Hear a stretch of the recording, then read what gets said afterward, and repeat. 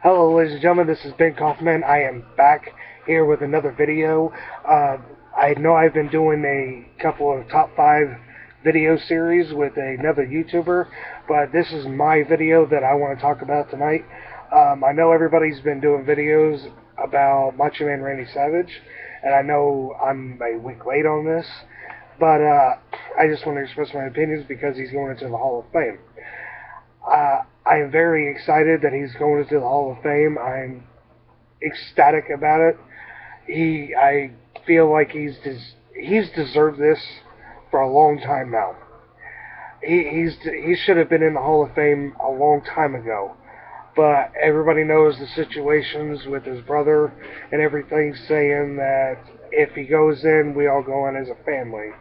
Well, I can get that and everything, especially since the Von Erichs have went in as a family and everything, but, you know, it's nothing against Leaping Lenny Poffo, the genius, or their dad, Angelo Poffo, who ran the company ICW in Tennessee, but, you know, you've got to look at it the fact of it's Macho Man Randy Savage, the man who has done things that you wouldn't imagine back in the 80s and the 90s, and even if he was wrestling today, he could probably do some things that would astound you with what he does. I mean, when you think of wrestlers back in the 80s, especially for the charisma, the mic talk, the athletic ability, you think of a lot of wrestlers, but one comes to mind, and that's Macho Man Randy Savage.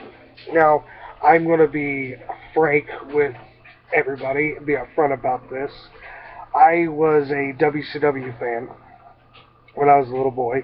I had always watched the NWA and WCW. We had never watched the WWE, the WWF at the time, in this house. I didn't start watching the WWE until late 1997, and like I said, it's only because all we watched was WCW.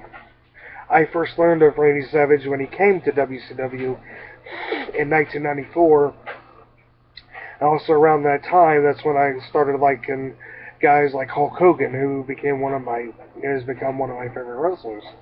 And I had learned of the WWF not through I had learned of the WWF at this time by getting certain tapes bought for me called WrestleMania. I got WrestleManias 3, 4, and 5 bought for me when I was a little boy. My grandma got them for me at a yard sale. And I had learned about the WWF and everything, and I thought, well, this is something weird. This is something new and different and everything. And, you know, in the mid-90s, you had video stores. Everywhere you went, there was a video store. And there was a video store here in town, 2 of them actually. One was called K&P Video, that had a bunch of wrestling videos. And there was another one, I forget what the name of it was, but it had a bunch of wrestling videos too, especially the WWF. And that's how I learned of the WWF, because I would rent their videos and watch them and everything else. As that said, I said that I had WrestleManias 3, 4, and 5, and obviously everybody knows the match of WrestleMania 3, which is Randy Savage versus Ricky the Dragon Steamboat. One of my favorite matches of all time. It's everything that you watch about that match is the ultimate storytelling match, bar none. I mean, you had matches that were just wrestling matches and everything. They would just get in, do their stuff, and get out. But as big of a story as they had for them to lead up to this match, and finally Ricky the Dragon Steamboat finally coming out on top, was like the biggest thing in the world. And then from then on, from that match, you had Randy Savage going on to the next year to WrestleMania 4, going from being a bad guy to a good guy, and going into the tournament at WrestleMania 4 and winning 4 matches to become the World Wrestling Federation champion. And that was an astounding feat of its own at that time, because there had never been a tournament for the World Wrestling Federation title. It always was that you would beat the champion at the time. There wasn't really tournaments. I mean, Pat Patterson had won a tournament and become the Intercontinental Champion, first ever, but the belt was vacated for the first time, I believe, and Randy Savage had become the World Wrestling Federation champion, and then he became partners with Hulk Hogan, and then the Mega Powers exploded the next year at WrestleMania 5, where Hulk Hogan won the belt back. And Savage, every time he would have his rematch for the title, he would never win. But everybody knows that when it comes to styles of wrestling, okay, Savage always, okay, I know that I'm going to get flack for this, even though Hogan's one of my favorite wrestlers because I was a Hulkamaniac when I was a kid. But like I said, I would love WCW, so I was a stinger. I was a little stinger. I love Sting. But that's neither here nor there. Randy Savage knew how to make Hulk Hogan look good. It's the truth. You ask any wrestling fan, especially people that know the wrestling business, knows that Hulk Hogan got made look good because of Randy Savage. And you put anybody with Randy Savage, he makes you look good, especially when it came to WrestleMania 7 when he wrestled the Ultimate Warrior. Now, I liked the Ultimate Warrior. When I was watching the WWF, he was alright, but I was never a fan. I mean, he was alright, but I was never a fan of the Ultimate Warrior because, yeah, it was cool because he wore the face paint and everything, but you knew at WrestleMania 7, when it was Savage and Warrior, who the better man was in that match. Yes, Warrior went over and ended the career of Randy Savage. Savage was the better man. Savage is one of the best wrestlers of all time, and especially when he won 2 WWF titles, and he won 4 WCW World titles, and 1 Intercontinental title, and he was the king of the ring. For somebody to say that they are the very best, they would win as many world titles as Ric Flair, or John Cena, or Sting, or Hogan, or Triple H, or anybody like that, and they say, we are the very best because we've won these many titles, and everything, we're 16, 15, whatever. And, yeah, it's great and dandy and all that you won all those belts, you won the world title that many times, but, you gotta have the fact of, you gotta have it to be the very best in this business, very best in the business.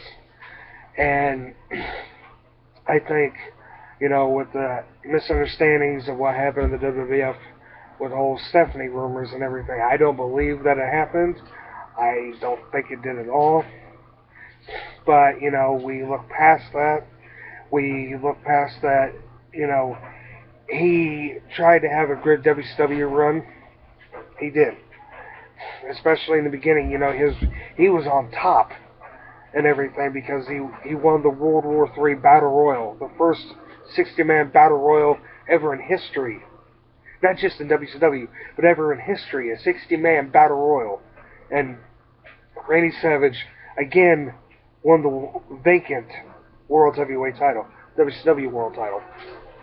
And, he had his great feuds there. He had it with DDP.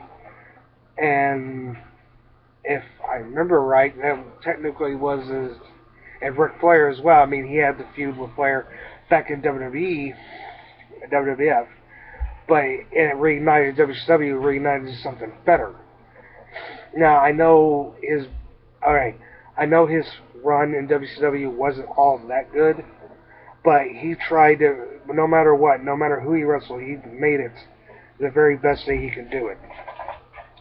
And I feel that, you know, when his run at WCW ended and everything, that, and all of a sudden they start talking about the Hall of Fame, it's like every year I always say to my friends and everything, and they would agree too, that they're like, we're ready to see the Hall of Fame because we want to see who they announce, and we're ready to see them announce Macho Man Randy Savage. And what sucks about it is, you know, they waited all this long to do it after he's passed away 4 years ago. And I just wish that they would have done this before he passed away. I mean, yes, you can't predict what happens to you. You can't. They can't say, "Oh, well, we have to wait till he dies because he's going to die on a certain day, and then we're going to wait a couple of years and then we're going to induct him." No, they can't. They can't predict that. No one can predict that.